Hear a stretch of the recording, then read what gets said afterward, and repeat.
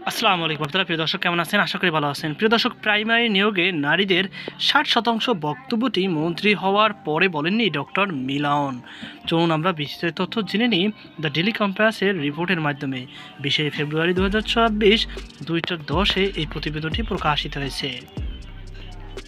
প্রিয় দর্শক, প্রাথমিক বিদ্যালয়ে নারী শিক্ষাকে নিয়োগে 60% কোটা পুনর্বহালের বিষয়ে বর্তমান শিক্ষামন্ত্রী ডক্টর আ.ন.ম এহসানুল হক মিলনের একটি বক্তব্য সামাজিক যোগাযোগ মাধ্যমে ভাইরাল হওয়ার পর তা নিয়ে আলোচনা শুরু হয়েছে। তবে ভিডিওটি পর্যালোচনায় দেখা গেছে এই বক্তব্যটি তিনি মন্ত্রী হওয়ার পর দেননি, বরং ত্রয়োদশ জাতীয় সংসদ নির্বাচনের প্রচারণাকালে একটি বেসরকারি গণমাধ্যমে দেওয়া সাক্ষাৎকারে মন্তব্যটি করেছিলেন। অনুসন্ধানে জানা গেছে, গত 28 জানুয়ারি চাঁদপুর 1 কচুয়া আসনে ধানের শীষ প্রতীকে প্রার্থী হওয়ার হিসাবে নির্বাচনী প্রচারের অংশ নেওয়ার সময় তিনি একটি বেসরকারি গণমাধ্যমের সাক্ষাৎকারে তিনি এই বক্তব্য দেন।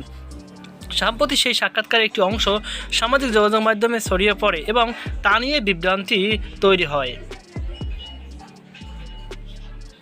ওই সাক্ষাৎকারে ডক্টর মিলন বলেন, নারী শিক্ষার প্রসারী উপবৃত্তি কর্মসূচি চালু করেছিলেন সাবেক প্রধানমন্ত্রী বেগম খালেদা জিয়া। তিনি প্রথমে 10ম শ্রেণী পর্যন্ত এবং পরে ইন্টারমিডিয়েট পর্যন্ত উপবৃত্তির ব্যবস্থা করেন।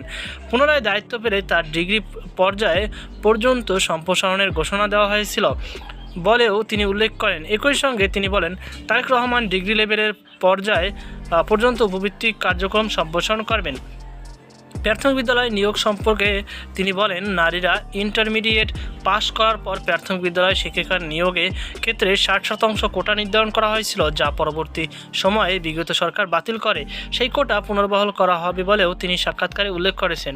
এছাড়া বক্তব্যে তিনি মাদ্রাসা শিক্ষা ও ইংরেজি শিক্ষার মধ্যে বিদ্যমান বৈষম্য দূর করার কথা বলেন। কর্মমুখী শিক্ষা সম্প্রসারণ, প্রবাসীদের প্রশিক্ষণের মাধ্যমে বিদেশি কর্মসংস্থান বৃদ্ধি এবং রেমিটেন্স বাড়ানোর উপর গুরুত্ব আরোপ করেন। পাশাপাশি আর্থসামাজিক উন্নয়নে কারিগরি শিক্ষার গুরুত্ব বাড়িয়ে একটি নতুন সুন্দর বাংলাদেশ গড়ার প্রত্যয় ব্যক্ত করেন তিনি। তো প্রিয় দর্শক, এই ছিল আমাদের সর্বশেষ আপডেট। সকল আতঙ্ক আজকে পর্যন্ত আল্লাহ হাফেজ।